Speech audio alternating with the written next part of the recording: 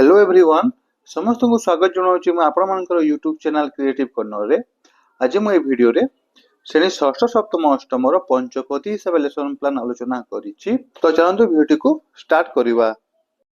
Date 18/8/2026 मंगलवार श्रेणी षष्ठ सप्तम अष्टम प्रथम पीरियड सप्तम श्रेणी विषय सामाजिक विज्ञान प्रसंग पाणीपाग को बुझिबा।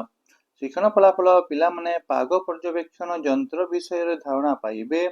टीएलएम रे चित्र अदिति रे पृष्ठ 31 से थिबा चित्र गुडी को देखिबे। बोध रे तापमान यंत्र व्यवहार विषय धारणा देबे। अभ्यास रे पिला माने दत्त सर्वाधिक और सर्वनिम्न तापमात्रा व्यवधान बाहर करिवे। प्रयोग रे हाराहारी तापमात्रा बाहर करिवे। प्रसार रे खबर कागज बा टीवी रु निज जिल्लार गोटे दिनर सर्वाधिक और सर्वनिम्न तापमात्रा लिखि आनिबो। 2 नंबर पीरियड षष्ठ श्रेणी English Rama to the rescue. शिक्षण फलाफल student will answer the questions.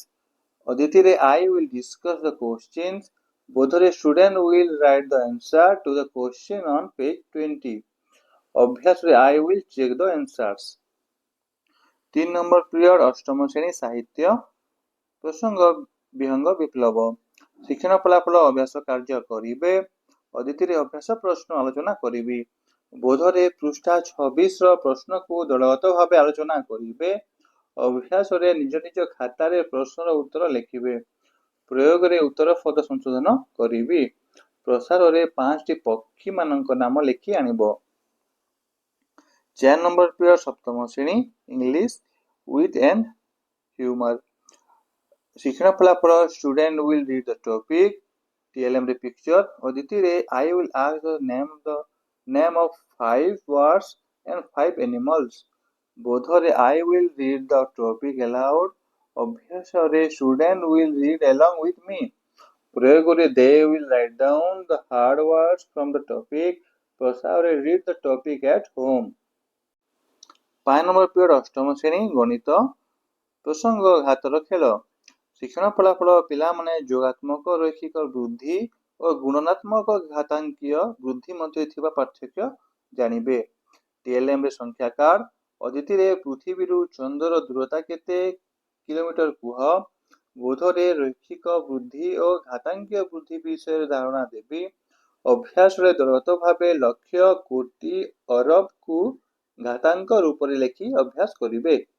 प्रयोग रे लक्ष्य कोटि को 10 रो घात आकार रे प्रकाश करी गणित समाधान करिवे। प्रसार रे दुईटी बड़ संख्या को 10 रो घातांक रूप रे लिखि आनिबो। तापरे 6 और 7 नंबर पीरियड षष्ठ श्रेणी कौशल बोध। शिक्षण फलाफल निज चतुर्पार्श्व रे थिबा विभिन्न जीव वस्तु चिन्हट करिवे। अदिति रे विद्यालय बा घर आखपाख रे देखा जाउथिबा पक्षी कीटपतंग और गछलतांक नाम कहिबे। बोध रे प्रत्येक परिवेश से जीव और उद्भिदक मध्य रे पारस्परिक निर्भरशीलता थाए बोली बुझाइबे। अभ्यास रे कीटपतंग पक्षी पशु सरीसृप और वृक्षलतांकर नाम लिखिबे। प्रयोग रे निज अंचलर जैव विविधता विषय रे जानिबा पई केतोटी प्रश्न तैयारी करिवे। एटा थिला श्रेणी षष्ठ सप्तम अष्टम रो पंचपदी हिसाब लेसन प्लान। जदि आपन को भल लागुथिबो तबे लाइक सब्सक्राइब करिकि जिवे। धन्यवाद।